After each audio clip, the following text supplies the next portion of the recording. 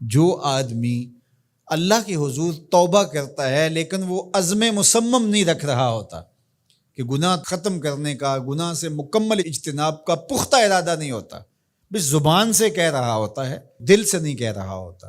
توبہ یا اللہ میری توبہ، کوشش کر کے آنسو بھی لے آتا ہے کہ چلو میں شاید اللہ کو یہ بتا سکوں کہ میرے آنسو بھی نکل آئے، لیکن دل اس کا اس گناہ سے ہٹنے کا نہیں ہوتا ہے۔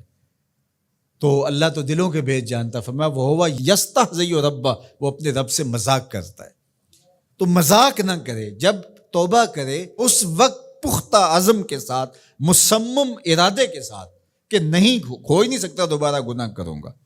بعد میں اگر اس سے ہو گیا تو وہ ایک الگ بات ہے، لیکن اگر اس نے کہا چلو میں توبہ کے لفظوں کی رسم تو ادا کرتا ہوں، قائم رہ سکا ٹھیک ہے، نہ رہ سکا پھر بھی ٹھیک ہے، اس گناہ کو چھوڑنے کو، رشوت کو چھوڑنے کو، برائی کو چھوڑنے کو جی نہیں چاہ رہا اس کا، لیکن وہ اوپر سے کہہ رہا ہے شبرات کا موسم ہے، سب رو رہے ہیں، سب توبہ کر رہے ہیں، چلو تم بھی ساتھ شامل ہو جاؤ، توبہ کے عنوان سے گفتگو سنیے، چلو توبہ توبہ پکار اٹھو۔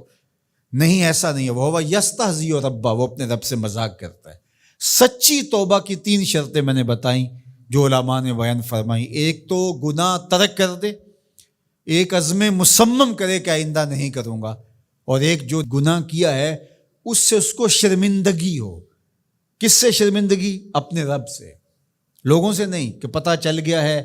کچھ لوگ ہوتے ہیں جرم کرتے ہیں تو اچانک وہ راز فاش ہو جاتا ہے اور لوگوں میں رسوائی ہوتی ہے تو پھر وہ پکا ارادہ کرتے ہیں دوبارہ نہیں کریں گے، تو وہ اس لیے کر رہے ہوتے ہیں کہ لوگوں کے سامنے رسوائی نہ ہو۔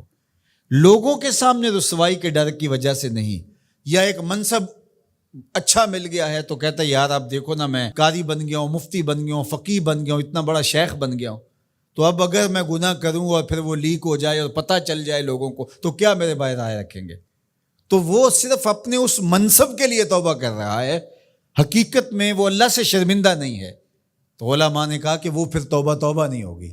توبہ اللہ سے حیا آ گئی، اللہ سے شرمندگی کہ میرے مالک میں تیرا بندہ ہوں اور تیرے حکم کو توڑ رہا ہوں۔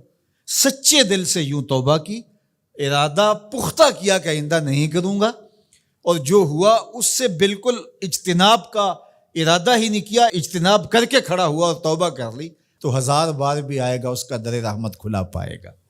لیکن اگر وہ مذاق والی توبہ کی کہ بس اوپر سے توبہ، اس کو پتہ ہے کہ میں قائم نہیں رہنا، تو وہ توبہ نہیں ہے، وہ اللہ سے یستہزئ ربہ، وہ اپنے رب سے مذاق ہے۔